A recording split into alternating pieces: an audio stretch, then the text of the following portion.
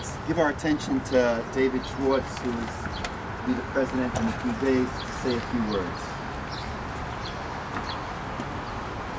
I can't help but think about the fact that Israel is asked to make sacrifices like no other nation. Is there another nation in the world that has given up as much land as Israel has given up for peace? Is there? No.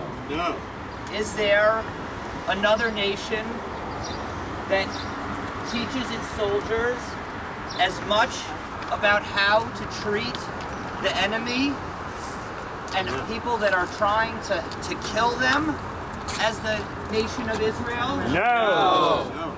Is there another nation that has been asked to sacrifice without response to terrorism as many people as Israel has been asked to sacrifice? No. I ask you, should Israel be asked to make peace with a country, with a nation, with a group of people that is bent on its destruction? No. And finally, I ask you one last question, and that is,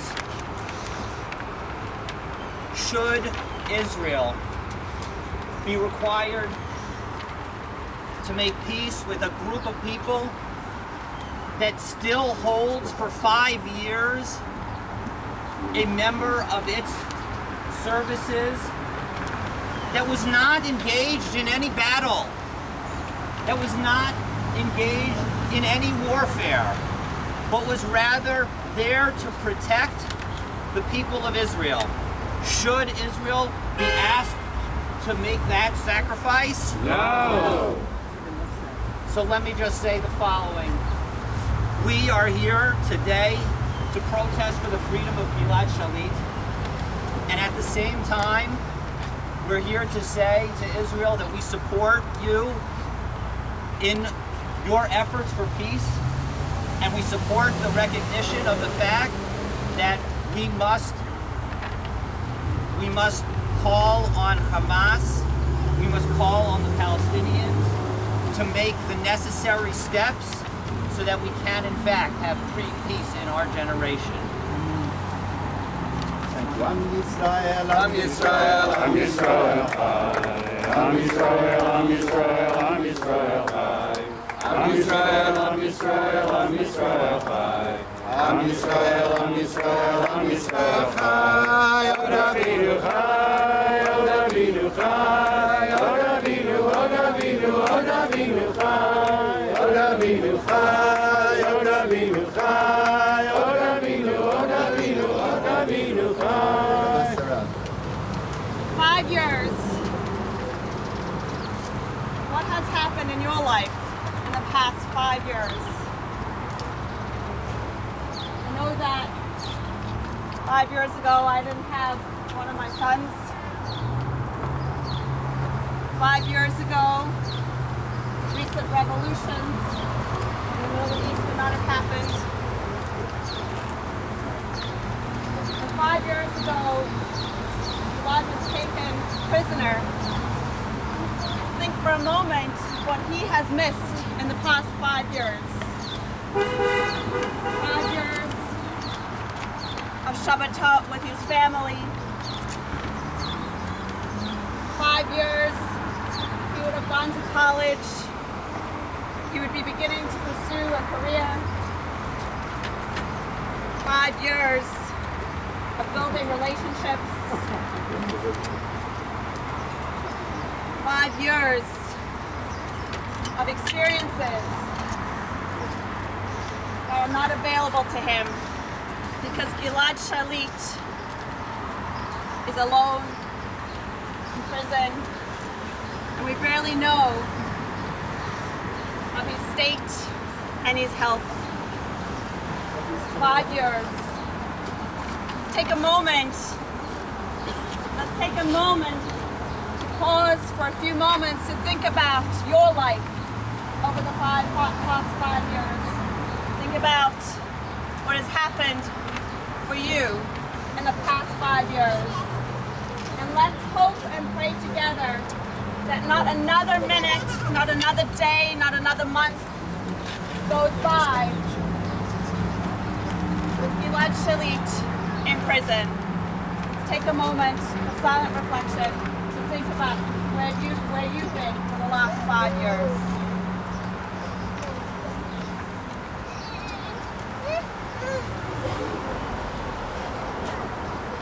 So friends, first, again, thank you very, very much, everyone, for coming out. It's so deeply appreciated.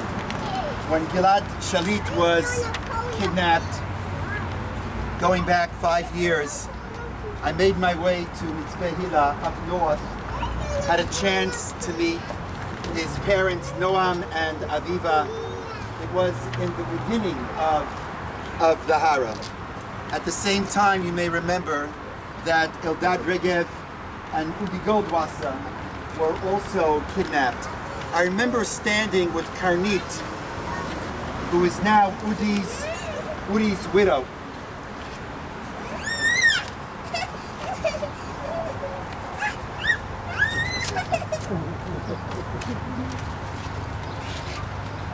And as I left, I was there with Yona Berman. She said, "Come, take a picture with us." I said, "I'm a bit uncomfortable." She said, "Look, Udi was just kidnapped, and he's coming home," he said, "in a few days. He's coming home in a few days, and I'd like Udi to see all of our friends who came to visit our home." And at that point, I said to myself, I'm not sure that Karnit recognizes what the challenges are that lie ahead. And Udi and Eldad tragically came home, but they did not come back alive. We stand here and I see Rabbi George Finkelstein, who's the executive director, former principal of MTA, and now the executive director of the great synagogue in Yerushalayim. Welcome. You know, we stand here for Gilad, very much so. But we also stand here for his Abba, for Noam, for his mother, Aviva.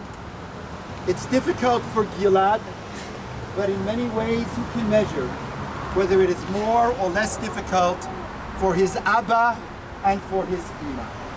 It must be impossible for a mother and a father suffering this fate. I remember Miriam Baumel telling me, and her husband has gone to his grave not knowing the fate of their son Zachariah, who's missing since 1982. She once said to me that she would prefer knowing that her son is dead rather than continuing to live in limbo, not knowing whether he is alive or whether he is dead. And we have not heard the voice of Gilad for many, many, many months. And the world is asking for a sign of life. And our hearts go out to Noam and Aviva. I saw Noam in Yerushalayim at the Ohel a couple of months ago. And as I left him, I put my hand on his and I said, "Noam, ani rav me'atzot habrit, you should know that everyone is standing with you. May God be with you." And I'll never forget what he said. He said, I don't mean it in any negative way, but he said, "I need much more than God." And that was the voice of a father who was so yearning, so searching to know the status of his son. Because in fact, war is terrible. War is terrible. But there are even rules of war. The test of one's ethical conduct, I believe, is not only the way we conduct ourselves when things are going well, but how do we conduct ourselves when we're under pressure? How do we conduct ourselves when we're in a position to take advantage of another? How do we conduct ourselves when we have incarcerated and kidnapped a person like Gilad Shalit? Not allowing the visitors, I've been saying over and over, the Red Cross has seen every single prisoner in the Middle East. Every single one, and they are in the thousands, except for one. And that one is Gilad Shalit. And so we gather. Look around on short notice. There are many people here. There are young people here. There are children here. There are people who have experienced so much in life who are present. Wherever you are, Gilad, I believe in the unity of souls powerfully. I believe that somehow mystically, our standing here is somehow maybe not heard, but it's somehow felt over there. And I'm asking everyone to join me in the effort that this Friday, 20 minutes before sunset, we are asking that households around the world, households, Jewish households, non-Jewish households, that every single person, 20 minutes before sunset, wherever you're living, from Australia to North America, to Europe, to South Africa, to Asia, we're asking that a candle be lit. If people are accustomed to light candles, light an extra candle specifically on that day, on that anniversary of the abduction, for the freedom of Gilad Shalit. We're asking that the heads of the 5 boroughs of New York City, we're asking that the mayor of New York, that the governor of New York, we're asking that the Senate and the House, we're asking, yes, that the President of the United States and his wife pause for a moment and let the world know that just as there is a Chanukiah in the White House, so too there will be another light in the White House this Friday on that anniversary.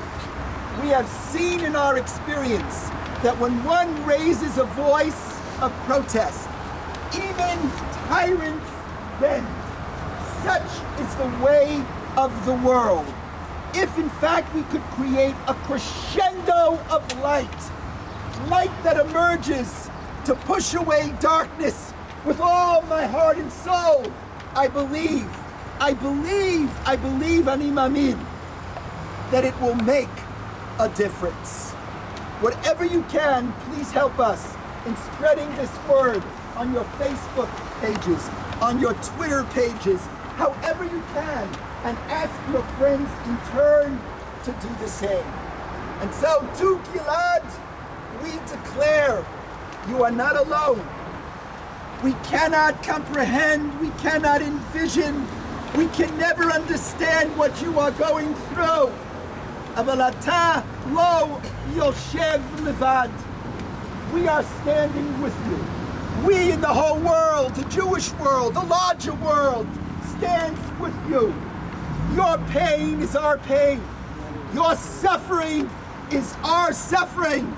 And only when you will be free will we experience freedom in its totality. To Aviva and to Noam, our hearts go out to you. I know that we can share and we can share no words of adequate comfort. There are no words that can somehow comfort you. I do not have the words. Ani lo mevin et hasignon, I don't have the language, but we have the heart.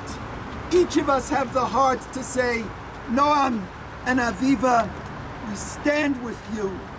We pray with you. We pray for you, and we love you, and we look forward to the day.